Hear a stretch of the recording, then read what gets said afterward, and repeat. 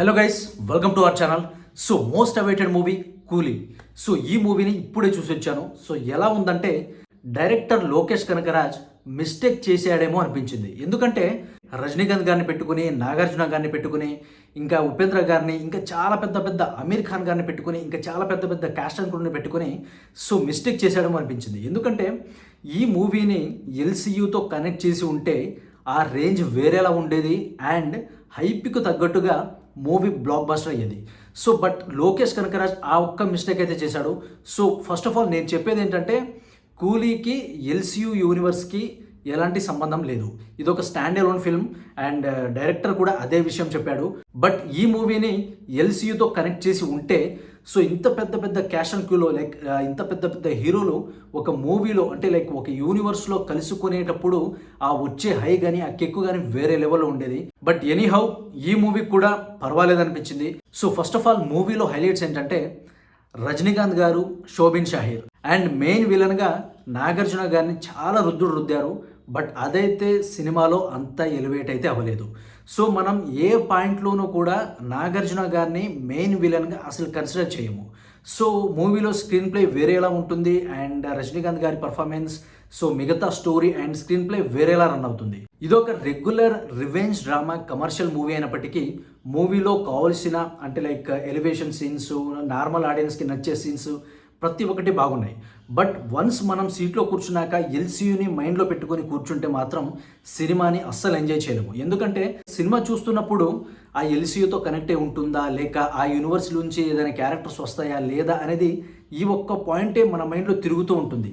So దానివల్ల movie మీద ఎక్కువ కాన్సన్ట్రేట్ అయితే చేయలేకపోయాం అండ్ మెయిన్ రీజన్ కూడా అదే. సో ఇప్పుడు మోస్ట్ ఆఫ్ ది పీపుల్కి మూవీ నచ్చలేదు లైక్ యావరేజ్ అని చెప్పడానికి కూడా ఇది ఒక్కటే రీజన్ అని చెప్తాను. ఎందుకంటే మూవీలో ఆల్మోస్ట్ అన్నీ ఉన్నాయి. సో లైక్ సాంగ్స్ బాగున్నాయి అండ్ బ్యాక్గ్రౌండ్ మ్యూజిక్ బాగుంది అండ్ ఆర్టిస్ట్ పర్ఫార్మెన్సెస్ సూపర్గా ఉన్నాయి, టెక్నికల్గా బ్రిలియంట్గా ఉంది, డైరెక్షన్ బాగుంది, ఎవ్రీథింగ్ ఈజ్ పర్ఫెక్ట్. బట్ ఈ ఒక్క పాయింట్ వల్ల ఎల్సీయూ కనెక్ట్ అనే పాయింట్ వల్ల మూవీ జస్ట్ వెనక్కి పడిందని చెప్పాలి.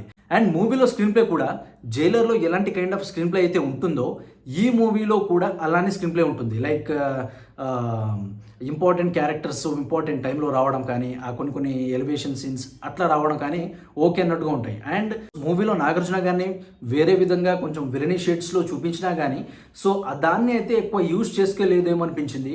బట్ ఏంటంటే మూవీలో మనం చూసే ఆ ఒక్క ఎగ్జైటింగ్ పాయింట్ ఏదైతే ఉంటుందో సో అది త్రూ అవుట్ ద మూవీ ఉండదు. సో ఫస్ట్ హాఫ్ అంతా చాలా పర్ఫెక్ట్గా సూపర్గా ఎక్స్ట్రాడినరీగా ఉంటుంది.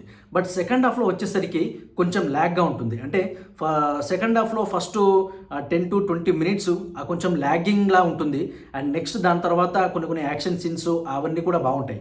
బట్ మూవీకి మెయిన్ హైలైట్ పర్ఫార్మెన్స్ అంటే మల్లు చేట, షోబిన్ షాహీర్ ఆయన పర్ఫార్మెన్స్ చేశారు, ఎర్రగా తీశారు అండ్ ఇంకొంతమంది పర్ఫార్మర్స్ కూడా మూవీలో అయితే ఉన్నారు. సో అది మీరు మూవీ చూసిన దాని తర్వాత మీరే రీకలెక్ట్ చేసుకుంటారు.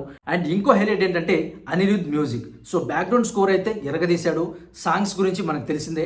బట్ సాంగ్స్ సినిమాలో ప్లేస్మెంట్స్ అనేది కొంచెం మనం అది ఫీల్ అవ్వలేం. లైక్ ఈ సాంగ్ ఇప్పుడు వస్తుంది సో దీన్ని ఫీల్ అవ్వలేం. అంటే లైక్ వినేటప్పుడు ఎంత ఎంజాయ్ చేసామో సినిమాలో చూసేటప్పుడు అయితే అంత ఎంజాయ్ చేయలేదు. బట్ ఒక సాంగ్ లైక్ మోనికా సాంగ్ అయితే బాగానే ఎంజాయ్ చేసాము అండ్ అది కూడా చాలా సడన్గా ఒక ఏదో ఫాస్ట్గా వచ్చేసినట్టుగా వచ్చేస్తుంది. సో దాన్ని కూడా ఎంజాయ్ చేయడానికి స్కోప్ లేదు. బట్ మనం బయట వినేటప్పుడు చాలా బాగా ఎంజాయ్ చేసాము సాంగ్స్ని కూడా.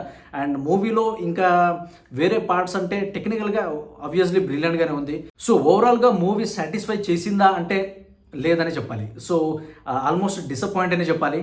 బట్ స్టాండ్ అలోన్ ఫిల్మ్గా మనం దీన్ని కన్సిడర్ చేసి థియేటర్లో వెళ్ళి సీట్లో కూర్చుని సినిమాని చూస్తున్నప్పుడు అయితే చాలా బాగా ఎంజాయ్ చేస్తారు. ఎందుకంటే సినిమాలో ఆ మ్యాటర్ అయితే ఉంది.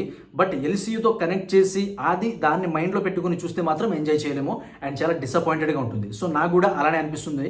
అండ్ మూవీలో ఎస్పెషల్లీ ఇంకో క్యారెక్టర్ ఉంటుంది, అది ఉపేంద్ర గారి క్యారెక్టర్.